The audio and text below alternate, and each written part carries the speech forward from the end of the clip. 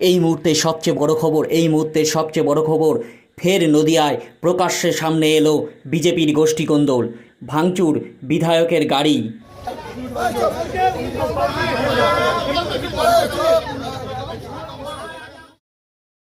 এমন ওই চাঞ্চল্যকর ঘটনাটি ঘটেছে বৃহস্পতিবার রাতে নদিয়ার কল্যাণীর বিজেপি বিধায়ক অম্বিকা রায়ের অফিসের সামনে।